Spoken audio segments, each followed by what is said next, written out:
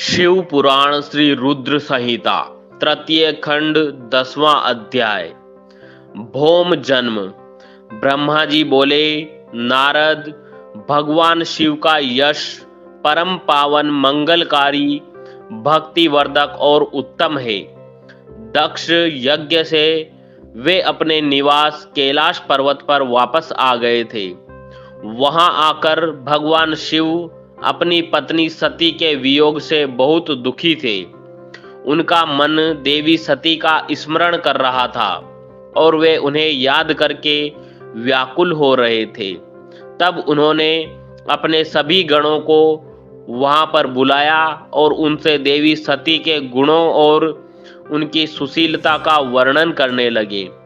फिर गृहस्थ धर्म को त्याग कर वे कुछ समय तक सभी लोकों में सती को खोजते हुए घूमते रहे। इसके बाद वापस कैलाश पर्वत पर आ गए, क्योंकि उन्हें कहीं भी सती का दर्शन नहीं हो सका। तब अपने मन को एकाग्र करके वे समाधि में बैठ गए। भगवान शिव इसी प्रकार बहुत लंबे समय तक समाधि लगाकर बैठे रहे। असंख्य वर्ष बीत गए। समाधि के परिश्रम के कारण उनके मस्तक से पसीने की बूंद पृथ्वी पर गिरी और वह बूंद एक शिशु में परिवर्तित हो गई। उस बालक का रंग लाल था, उसकी 4 भुजाएं थी, उसका रूप मनोहर था। वह बालक दिव्य तेज से संपन्न अनोखी शोभा पा रहा था। वह प्रकट होते ही रोने लगा। उसे देखकर संसारी मनुष्यों की भांति शिवजी उसके पालन पोषण का विचार करके व्याकुल हो गए। उसी समय डरी हुई एक सुंदर स्त्री वहां आई। उसने उस बालक को अपनी गोद में उठा लिया और उसका मुख चूमने लगी। तब उन्होंने उसे दूध पिलाकर उस बालक के रोने को शांत किया। फिर वह उसे खिलाने लगी। वह स्त्री और कोई नहीं, स्वयं पृथ्वी माता थी। संसार की सृष्टि करने वाले, सब कुछ जानने वाले महादेव जी यह देखकर हंसने लगे। वह पृथ्वी को पहचान चुके थे।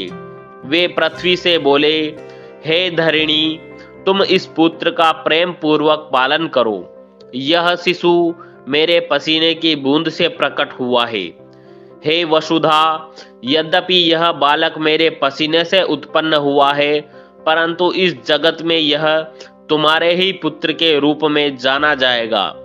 यह परम गुणवान और भूमि देने वाला होगा।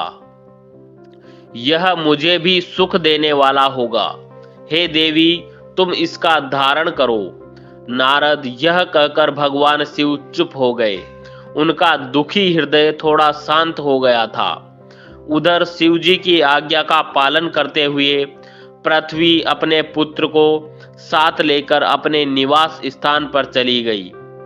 बड़ा होकर यह बालक भौम नाम से प्रसिद्ध हुआ। युवा होने पर भौम काशी गया। वहां उसने बहुत लंबे समय तक भगवान शिव की सेवा आराधना की। तब भगवान शंकर की कृपा दृष्टि पाकर भूमि पुत्र भौम दिव्य लोक को चले गए।